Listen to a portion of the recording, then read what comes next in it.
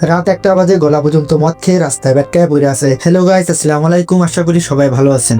তো আজকে আমি যাচ্ছি সেহরি আনতে আমার দুলাভাই রেস্টুরেন্টের থেকে। তো আমি বাসা থেকে বের হয়ে গেলাম। আমাদের বাসার চাইর সাইডে হচ্ছে যত ভার আছে, আপনার ক্যাসিনো হচ্ছে, যা আছে, যত খারাপ জিনিস আছে, ওগুলো হচ্ছে আমাদের বাসার আশেপাশে। তো আমরা আলহামদুলিল্লাহ কখনোই এগুলোর ভিতরে কখনোই আমরা যাই নাই। তো এটা একটা আল্লাহ তাআলার অনেক বড় একটা রহমত। তো আমি চলে আসলাম আমাদের এই দুলাভাইয়ের দোকানে। তো ফরিদ ভাইয়ের দোকানে আমি আসলাম। আসার পরে দেখি যে কিছু দুইটা জাপানিজ বইসা আছে। তো আমি আমার দুলাভাইয়ের কাছে, দুলাভাই আমার জন্য খাবারের জন্য অপেক্ষা করতেছে। তো আমি সোজা কিচেনে গিয়ে আমার ব্যাগগুলো দিয়ে দিলাম, আর দুলাভাই এদিকে খাবারটা নিল। দুলাভাই সবচেয়ে বেশি কাস্টমার হচ্ছে জাপানিজরা। তো জাপানিজরা এখানে সব বাঙালি খাবারও খায়, ওরা বিরিয়ানি অনেক পছন্দ করে। আর দুলাভাইয়ের দোকানে এভরিথিং বাঙালি সব ধরনের খাবার পাওয়া যায়, তন্দুর রুটি হতে শুরু করে এভরিথিং।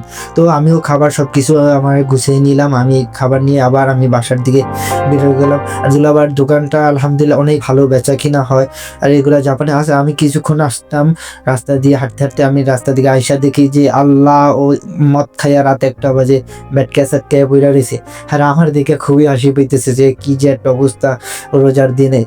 তো যাই হোক, বেশি মাতালগিরি করে হচ্ছে গেল যাদের বয়স অনেক বেশি তারাই মদ টদ খায়। আর আমরা এই যে এলাকায় থাকি, এলাকার সবচেয়ে খারাপ এলাকা, যত নেশা আছে সবচেয়ে বেশি এইখানেই খারাপ কাজ হয়। কেউ যদি মদ খেয়ে মাতলামি করে তাহলে মামুরা আসে, পুলিশ আইসা তাদেরকে বাসায় দিয়ে আসে।